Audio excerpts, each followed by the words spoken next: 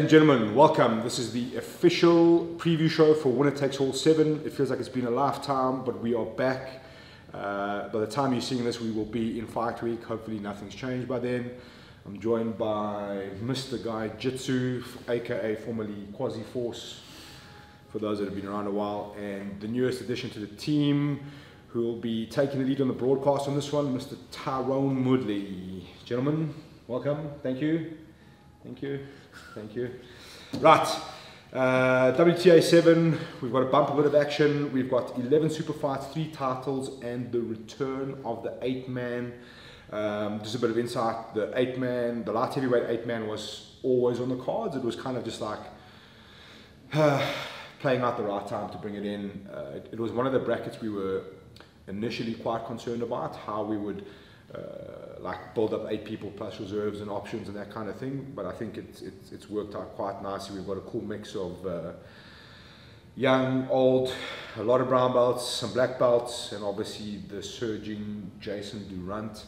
A lot of eyes will be on him, and a couple of these guys also all got intentions of going over to Poland. A lot of these guys competing obviously at ADCC Africa Championships. A good mix of young and old through the card, I guess. Yeah, it's going to be a good one. Just some omissions on this one. Firstly, we've got no gi fight in this one. We do have a big one lined up that we're kind of banking, and no quintet. So if you're going to ask me why there's no quintet, it's basically we as we get to the back end of the year, we want to kind of try and feature as many people as possible. The quintet is always the trickier one, getting sponsors, getting kits made, getting guys in, guys out, that kind of thing. So we just decided on this one to let the 8-man take the bigger shine and obviously build a good card around it. The first fight on the card, normally the juniors. Also, we've got a lot of juniors all of a sudden that are keen to get on the card. So we've gone one step up. JJ Karajanides and Martin Bezadanote. The next level of like up and comers. You know, JJ's in that position where he's kind of 18 now and he's like a little bit in no man's land. The guys are a bit older. Yeah, so that's where we're kicking it off. We've obviously done the draw. You should have seen it by now for the 8-man. We chucked it into smooth comp. I know some people were waiting to see me pull names out of a papaka, but not for this one. We let the software do its magic. Yeah, I think it worked out quite nicely, but I think we'll start with the card. G. Lazarosaurus. Anything on the card? Obviously, you've got some teammates. Well, we've got some teammates on there, but barring that, what sticks out for you the most? I'm excited to see the ladies fight. Obviously, there's several ladies fights. Always bring the heat, the action. Lazan had a really nice heel hook at the last event, and it'd be nice to see Razani actually feature herself as well. Yeah, she was only in the quintet last time. Yeah, that's a great point, and that's exactly why we wanted to bring her back. She impressed me. She looked really good. I think she made a small mistake in the end with Nicole. But technically looked really good. She kind of came out of nowhere, you know, and she's quite physical. She's very technical, astute. You know, she's got some great jiu-jitsu. So I'm excited to see her shine on this one. I think Carla's going to pressure her a lot and be in her face. So it's amazing to see how that all plays out. Mr. Moodley, talk to us. I am absolutely ecstatic for this 8-man event. I think you know, jiu-jitsu at times can be quite philosophical and esoteric, and we've talked about this a couple of times, but I think you're going to get a whole lot of big guys trying to throw down in this event, and I think you've got the roll of the dice in the sense that you've got a number of characters trying to make weight, make their way up to the light heavyweight category, but then you've also got a couple of guys who have to cut to get down there. So you've got a mix of some guys with lots of MMA experience, some big guys, some small guys, and I think it gives you a good roll of the dice as to what is on expectation for the card. Yeah, it's interesting, and it's, for me, these kind of matchups. So let's look at Zakir Badat versus Brandon O'Dear, which I think is probably one of the better examples on the card. You've got Zach, who everyone assumes he's just like this gigantic dude, you know what I mean? Like, he's physically very strong. He's like, I mean, he's built like an action figure, you know what I mean? Like, but he's not as heavy as you think he might be. And you've got Brandon O'Dear, who's heavier than he probably should be, but we'll give him his chance. So that's going to play into strategy. Like, if you allow a bigger dude to get into a good position, and I mean, obviously if he doesn't find a sub and drags you out into overtime, then it's anybody's game, you know, especially against a heavier guy. And then let's say in a situation where you have to repeat that twice and then go into a 10-minute final, you've exhausted a gas tank. On the other side of the bracket, and we've seen that happen, a guy can breeze through a lot quicker and a lot easier. You know, now you've got one dude who's completely tired, he's had these crazy fights to get to the final, and one dude who's arrived quite fresh. Yeah. I remember I think it was the lightweight, we had a 24-hour last minute change for Reese, and at the time we understood that Reese is probably going to win that matchup, but how fast he does it will play a big role in how he progresses. So he had an opponent on paper that he should beat, but he had to get it done quickly, and that's what he did. You know what I mean? Like, we were hoping that Tumela would like really hold him out and just like frustrate him a little bit, just to see how that plans out. And I always say, I think Jordan McClure has still been the best example of how to get through that 8-man. The way he controlled his pace, he didn't waste any movement, all his energy was used at the right time. Back onto Zakir Badat, I think a lot of us have had a bit of time to roll with him.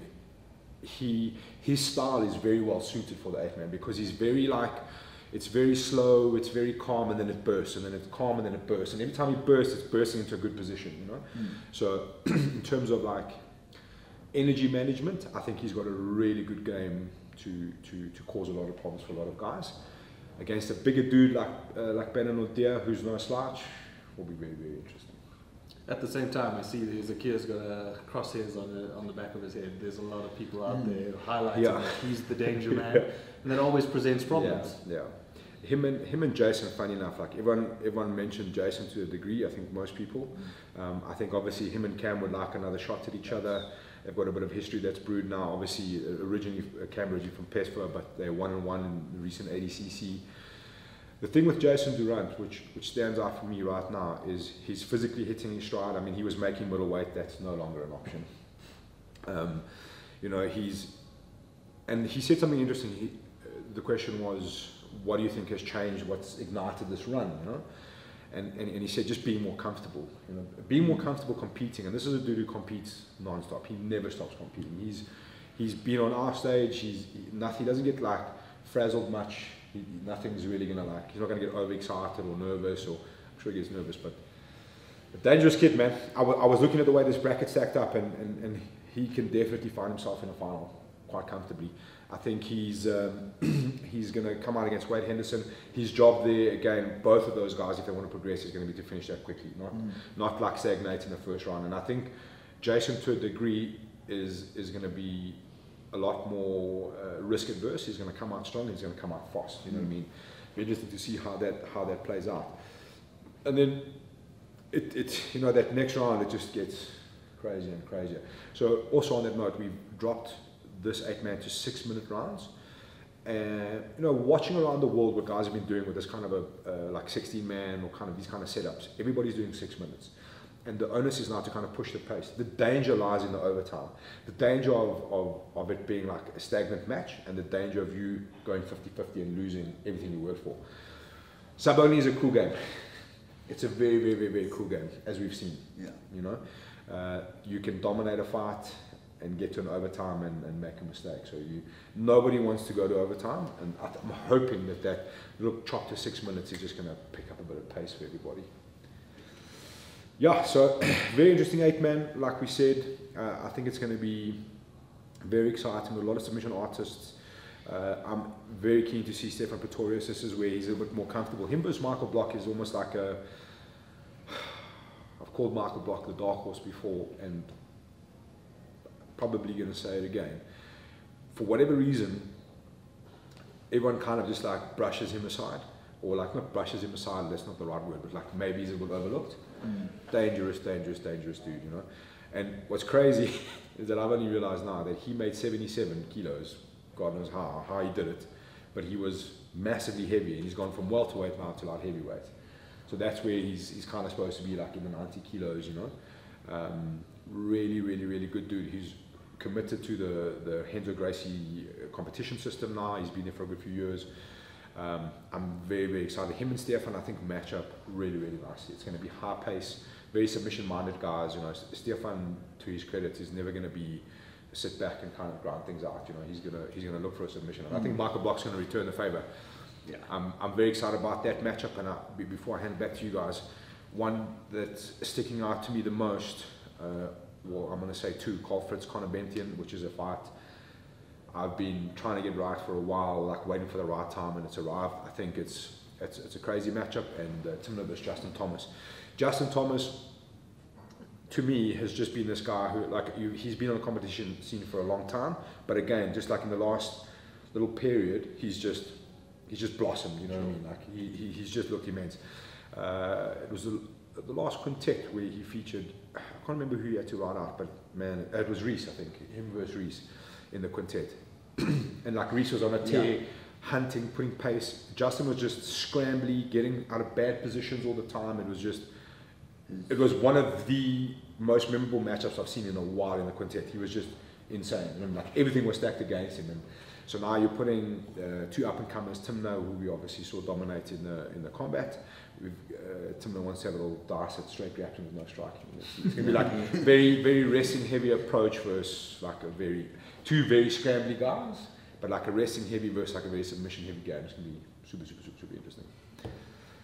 On the card, Mr. Woodley, anything else on the super fights that you're super keen for? Well, you've got to put an eye out on Mr. 42 years young, Cedric Doyle, jumping back into the ring in the combat jiu-jitsu match. You have two characters that could not be as far apart from one another. You have Raymond, who's very stoic, very strategic, young up-and-comer. I think Ray Ray's got involved in MMA when Cedric was fighting DeMart for the title, and now you have Cedric, who's looking to make his last foray, hoping that this will be an entry into combat jiu-jitsu on the global scene, hoping he gets the call up from Eddie Bravo, of course, but he's got to put on a show to do that, so this is going to be an interesting matchup. Yeah, I mentioned to Ray quite a while back, and I was like, I think down the line the fight will be you versus Cedric. I think that's going to make a lot of sense. And like Ray like smiled, he's like, that'll be a proper fight. Like he's gonna, and that's what Cedric does. You know what I mean? Like he's gonna come in and he's gonna inflict as much damage as humanly possible. And that's what's exciting about it. Whereas like in the combat especially, like there's strategy and then there's like someone who's just gonna like buzzsaw you. You know what I mean? And you've got to kind of deal with both sides. Very, very exciting matchup. Obviously, the title's on the line, the first one in the combat setup, so the boys are under pressure to put on a big performance here. It's going to be, like you said, like a strategist, a very like thought intelligent person who's going to like have a plan and try to stick their plan as much as possible versus literally a bustle. That's what's going to happen. So that's going to be super exciting. And then I just want to run through from the top. Maybe we spoke about JJ versus Martin Bezuidenhout. JJ, it's his second outing versus Martin Bezuidenhout. Martin's been like knocking on the door as this young up and comer. I mean, he's not the youngest dude, not like 18, but he's like at every Submission Kings event he's there and he's getting better and better and better and better. And I like that approach. He's not like saying, hey bro, like getting on a card. He's like showing me. Like, you will see. Showing, not telling. Yeah. So that's been very cool to see. He has been on the radar for a little while in this sort of section, like and see how he progresses from here. I think JJ's come a long way. I think he's technically getting a lot better. He's physically getting a lot stronger. It'll be a very interesting matchup. Milan Stradom and Jordan Hinckley were supposed to be on the last card. Jordan fell ill and his teammate replaced him. These are two, I don't know how these kids weigh so much. I don't know what they're doing, but anyway. Obviously the next generation of the middleweights, if they can stay that size, they're probably going to get bigger, I guess. But like, this is a cool window to see what's coming up. You know what I mean? These kids are, Milan obviously come from Cornerstone, spending a lot of time with Aiden Griffith, Keanu and Carl Lundy, obviously Lloyd Griffith, and all that kind of guys. They've got a particular style, but their jiu-jitsu knowledge is like really, really, really high level.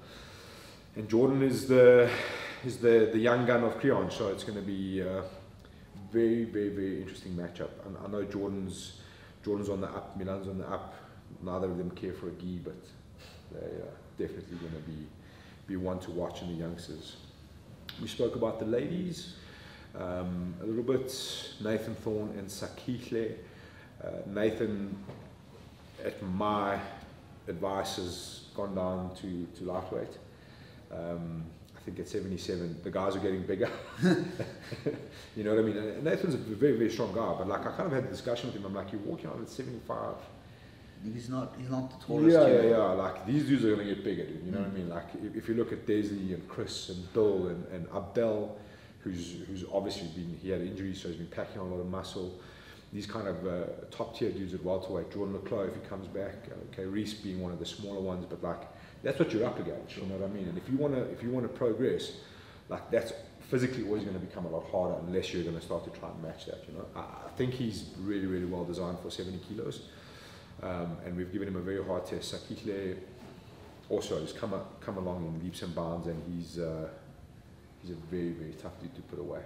Have you rolled this? I've rolled with him at some open mats. It's Yeah. you know, at the old Valhalla ones Sure. and the Creonch. It's difficult guard to pass. Yeah. He's, you know, he's very relaxed, and I think Creonch has done wonders for his game. We 100%. saw that when he was fighting against Wade. Yeah, You know, yeah. initially we all thought, like, at least from our side, it was Yeah. going to be like a walkover for Wade, and then Sakila really put in a good game. Yeah, he's very similar to like Justin Thomas in a way. He's going to be very hard to put away, and he just has this knack for getting out of bad positions and getting himself into a better position, which is incredible. That's obviously credit to the guys at Creons. They've done great work with him, and it's all of these kind of guys that are like now settled in and buying into a system seem to be like really coming along. Yeah. You know? And yeah, Sachs is one of them, dude. He's got such a cool attitude, never backs down. He's keen for whatever. You can phone him whenever. I've got this, I've got that. He's like, cool, let's go. You know, I always appreciate those things. So it's a very exciting matchup. I think a tough one for both of those guys. It's going to be very, very, very interesting. Nathan obviously riding high, getting a win back. Yeah. Kimura. Yeah. The highlight reel Kimura, eh? Hit me, Giles. Who we got next? We Kyle got Lundy, young Alan Kyle Lundy Menton. and Alan Manette. How do we pronounce? Menene. Sorry, Or Alan. Former boring owl, now considered California owl. Nice. I mean, Kyle, we've seen him compete several times. I remember his quintet match, he was like throwing jumping triangles and arm bars and stuff. You know, and he's packed on the pounds and got him really big and strong. He gets upset when you tell him that he's packed on the pounds. We mean in the best way. Like, you're strong, dude. Yeah, something changed. I don't know if, you know, maturity, hitting his physical stride. But again, it was a guy who was like competing at 77 and then just blew up, you know. Tall, physically strong. We mess around a little bit in Durban. He makes things uncomfortable.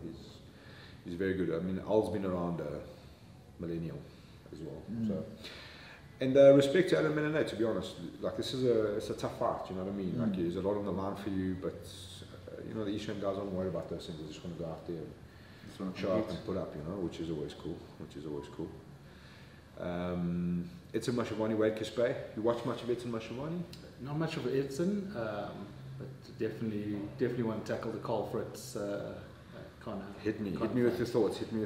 Look, I think Carl's misunderstood a little, maybe a lot. Fritzo likes to come out strong. People assume that he's going to be a top heavy pressure type of character, but a lot of skill backed up in there. He's going to need to utilize that. I think Connor is a tricky situation for him. He's got to be careful of that guard, but also has to get on top early on and stay on top. Yeah. That's a great point. And one thing I say about Connor, this is a youngster who's like 100% jiu-jitsu life, lives in the gym, teaches in the gym, trains in the gym, never leaves, you know what I mean? He is undoubtedly the one that everybody's watching for the future. There's no two ways about it. He's the guy we're all looking at to see where he goes right now. So the tests he's had, he submitted Stefan Pretorius, which was outrageous. Obviously, JP Kruger was physically a little bit just too much for him, I think, but he had moments. Where JP was in he wasn't outgunned. Yeah, 100%. So like the physicality, he seems to be. He's got a style to deal with it. You know what I mean? Like the second you're in that kid's guard, you've got problems. I mean, he's like 6'3", 6'4", whatever it is. Big dude. He's also like, he's heavier now, and like I said, this is a dude who's eat, sleep, jiu-jitsu non-stop. His progression, every time you see him, his progression is going to get better, you know. On the other side is literally Fritz the Raging Bull, you know what I mean? Like, it's there's you know, a lot of guys can be physically strong, but I think what Fritz brings is like a high pace with the physicality. Yeah. And he's got this way of making you trying to match his pace, because if you don't, you're going to be in a problem. You know what I mean? You're going to find yourself in a position you don't want to be, with him on top, or like just bearing down on you, you know? So you kind of have to kind of like match that pace. One thing I think Fritz would have to be conscious of is that Conor doesn't play by those rules. You know what I mean? He'll set his own pace. And any kind of mistake you make pressuring forward, I think he's going to capitalize. So these are the kind of intricacies, you know what I mean? They'll all have a plan on how they go about it. Yeah, undoubtedly, I think very, very, very intriguing matchup. And on top of that, I've had a discussion with both of them, is that this one will have big implications for the title, where we go from here. The middleweight is becoming a bit of like a sleeping lion. Like, we don't quite really know what to do. I think it's pretty obvious that the champ is not coming back anytime soon, or especially not the middleweight. So it leaves the doors kind of open for us to figure out where we go from here. I mean, we've obviously got to consider. I'm drawing a blank. The Brazilian from 1610 who beat, he was out here now recently. Rowan Badlander. Yeah. So we've obviously got to consider him if he's coming back. He's in the mix there. Guys like Alan Cliff. There's a lot of guys. Talbogar, who's indicated he'd like to compete at middleweight. Yeah. A lot of good matchups here, but these two leading the charge there, a win here puts them in a very, very good position for that conversation. I'll let you tell us about Wade Kispe and Edson Mashivani. Two people, your division. I was going to say, can we bring it back to them? Yeah, your division. Look, I actually kind of forgot it was on the card when you asked me in the beginning. And I'm like, Wade's like a mate of mine, so I shouldn't have done that. Sorry, Wade. But like, that might be one of the most exciting matches of the night, just from an action-packed perspective. Yeah. You know, Pace. we all know Edson has these amazing like once-off jumps and explosive movements that just catch you. Personally, I've been caught; it's horrible. Wade is, he's a really good wrestler. He's super athletic, but also controlled at the same time. We've seen non-stop pressure. Yeah. He's obviously puts his physio knowledge to the test, like I'm developing his body. Right now. Yeah, no, but like, jokes aside, like he's got good muscles for it. He knows how to program himself for it, as opposed to like, I'm just lifting random weights. Yeah, Wade's one of those like anomalies. I'm like, when I look at him, I'm like, you look about lightweight, and he's like, definitely not. No. So it's like featherweight. It's like bantamweight. I was like, really? Dude, the legs are like these. Obviously, he's quite a short dude. No offense, Wade. I mean, the facts are the facts. But like, his legs are just like ridiculous. I'm like, how does that make 62 kilos? I don't understand. Like, he is physically, he looks immensely strong. Edson getting strong. I watched a lifting session recently with Edson Mashivani, and it was very confusing about how much weight he was lifting. Being on that 60 odd kilo frame. This is something I joke to Edson every time I see him. I'm like, how do you make 61, 62? Or for MMA's fighting at also at bantamweight flyweight. Because he's a tall human. Yeah. Like, how are you making this weight? But he just. No, he is a physical anomaly, dude. And like, Edson's also one of those guys who's going to really like. I mean, again, credit to the Korean dudes. They've like really taken him under the wing. Not even just like under jiu-jitsu. He's like. Really part of. He's like running their kids program, I believe. And just 100% trusts his coaches, trusts the system, and he's like buckled down. He's just gonna get better. Yeah, we see that every time he comes out. Yeah. Like he was like the first time I fought him was quite wild, and now he's like a lot more controlled, a lot more strategic around things, setups, and all of that. Yeah, and Wade obviously. Gets to spend a lot of time with BK, so you would imagine that double legs just getting better and better. Absolutely used to Scramble City. Yeah, I'm getting tired just thinking about that. So a lot of dudes on both sides of their corners, obviously, they'll be taking a lot away. I think Edson also starting to adapt that like very pressure heavy kind of style from like Dylan and Chris, be in your face, attack submissions. Edson likes to be flashy, jumping things and flying triangles and weird arm bars. But like I said, he's backing it up with like solid fundamentals now. It's not just the flash. Yeah. And that's what's making him super dangerous. So again, intriguing matchup, and as you know, like it's bantamweight is somewhere we're still trying to like get a clear indication of what's going to happen there. We tried to get the Koch brothers on this one, didn't quite work out. I think Kevin indicated that he can make bantamweight. So yeah, we'll see. Those are the guys we still got to consider in that kind of picture between featherweight and bantamweight. But this is a nice matchup. I think we'll learn a lot here. Obviously yourself still to come back in the fold, Tumelo back in the fold. There's going to be one or two other guys I think on the up that we'll have a look at. I mean, the market could really make bantamweight if you really wanted to. Maybe like not such a 12 kilo cut this time. Yeah, that is a big. What did he fight? Dejan at? It was a featherweight. 66, yeah. Okay. Yeah. But I think it was either that one or the 8-man. He said he cut an enormous amount of weight.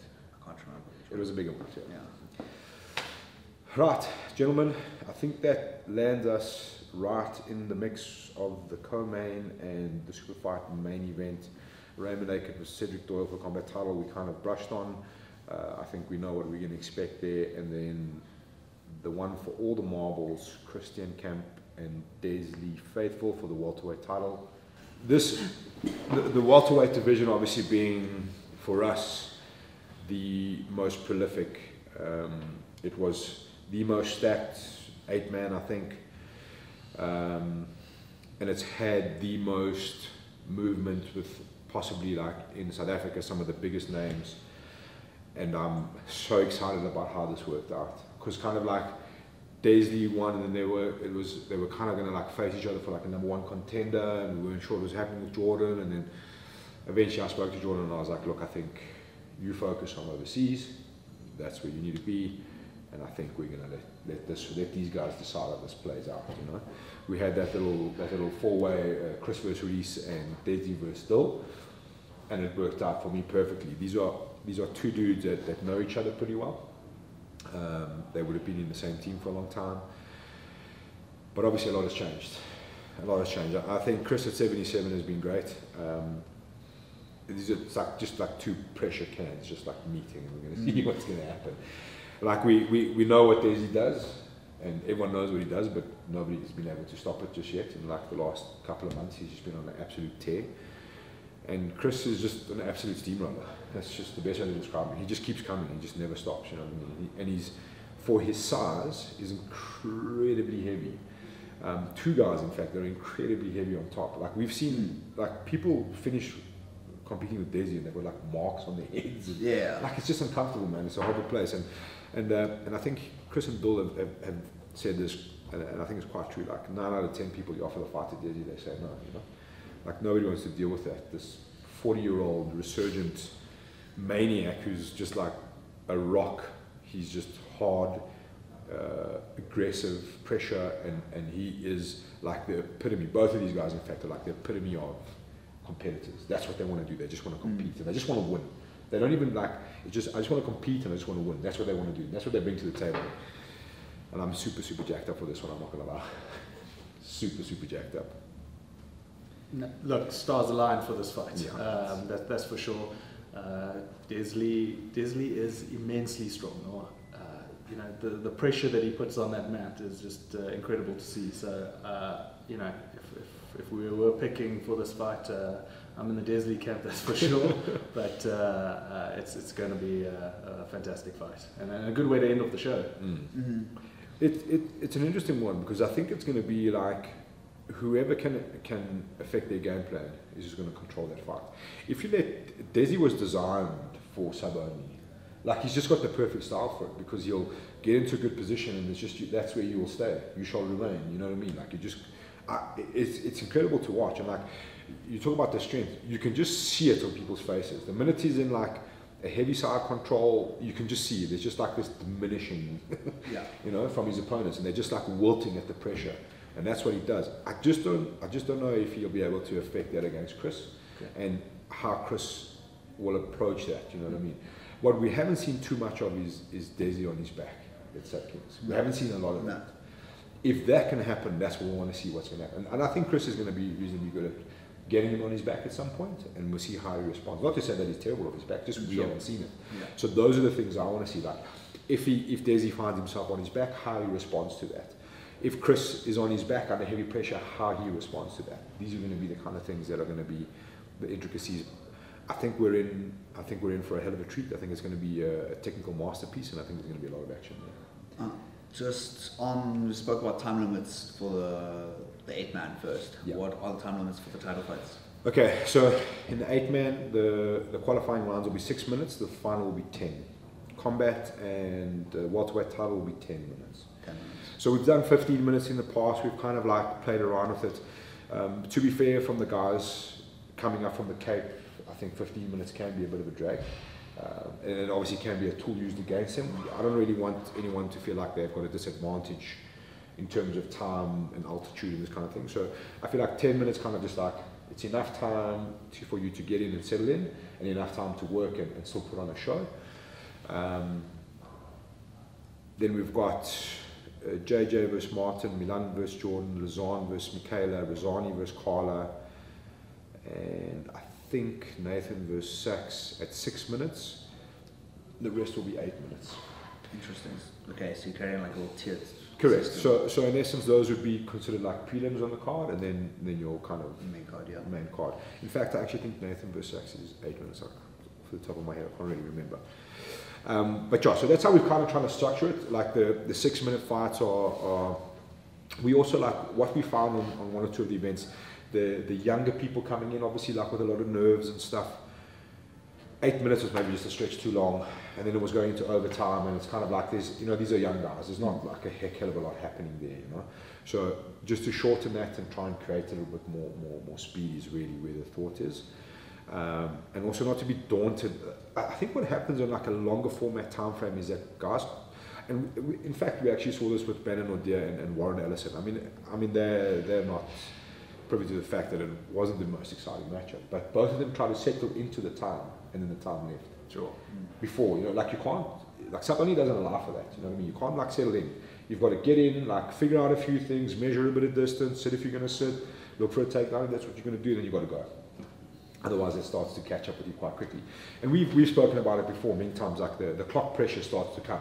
Yeah. You're looking up and you're like 2 minutes, and maybe you're in a bad position, you're like, that 2 minutes is going to fly by, and I've got to first get out of here and then improve my position and then find a submission. Otherwise we're going 50-50 from here. As exciting as it is, it can have its problems. I mean, Saboni's not the perfect rule set, I think we all know that, but I think it's what I like about the Saboni rule set and the time frame is that everything's at your disposal. You are in charge, not a ref, not a judge, nothing. You are in charge. If you're going to win it, you've got to go out and win it. If you're going to win it with a submission, you're going to do that. If you're going to ride out as a strategy to overtime, that's on you. It's not always going to work. You know what I mean? Overtime, we've seen it. Things happen. Coin toss. Things can happen really, really quickly. What I am hoping to see is that someone take an arm in this one for the overtime instead of a back. I really want to see an arm. Yeah. We got one last time with Wade. Yeah, we did. And Wade went to ask what should he do, I think. Yeah. Yeah, and I'm like, take the arm, dude. Let's see it. I think there's a lot of factors there. I think if someone's in a long sleeve, I think you're going to be a little bit tempted at a bite on an arm. It depends. I mean, some guys are going to be ridiculously good. I'm never going to take it back because 100% that person's going to be out in 3 seconds. So I'm out of that. I'd rather take the arm. You know what I mean? So I suppose it's like you've got to play to your strengths. And I must be honest, I think matchups going to overtime here, I don't think many of them are going to be designed to go to overtime. I think a lot of it's going to be finished in time. Just on that, we have had a sponsor, Olika Size, who you guys I'm sure have seen before. They've been part of our sponsorship team for a long time. They've done a lot for us. We really appreciate them. They have given us an amount of money as an extra bonus for every submission in ordinary time, not in extra time obviously, so, and everyone knows about that, so that's hopefully going to galvanize a little bit more. I mean, you're not going to retire after the bonus, but I mean, it is going to make life a little bit more worthwhile. So we've got this nice little incentive added in there, which is going to be quite cool. And I mean, that's what everyone wants to see, Like submissions don't always come. Sometimes there's levels and the guys are closely matched, and that's awesome. Those are always exciting, but we want to see people go for it. That's what we want to see. Hell or high water. That's what we want to see. So yeah, no quintet, no gi match, a combat title, a welterweight title, and the light heavyweight champion will emerge. I think in terms of the bracket, we've discussed it quite briefly. The big thing for me is to see how these guys handle their first matchups. We've given them a little bit more extra time now to go back to their teams and figure out a game plan and a strategy and how we're going to deal with this. Gas tanks, test them where they are, you know, those kind of things. And I mean, you've got to be realistic. You've got to look at your first matchup and see who could possibly be your next matchup and so on, and kind of figure out a plan. I think in this setup, your team plays a massive role on how you go about these things. When to push, when to tap off, you know, and we've seen that. Like, it gets to like a minute to go, and you can hear the corners like, look, dude, you just need to survive here, bring your heart rate down, get back, make a decision, you know, like these kind of things. And I think 6 minutes is going to put guys under a lot of pressure, especially if you don't want to go to overtime. And I think a whole bunch of them are trying to avoid that overtime. Yeah. Nobody wants to toss that coin. 100%. It's a 50-50, man. It can be a double-edged sword, because now you expend all that energy to try and get that finish, and you just fail for whatever reason, and now you're gassed, and then you still have to do overtime.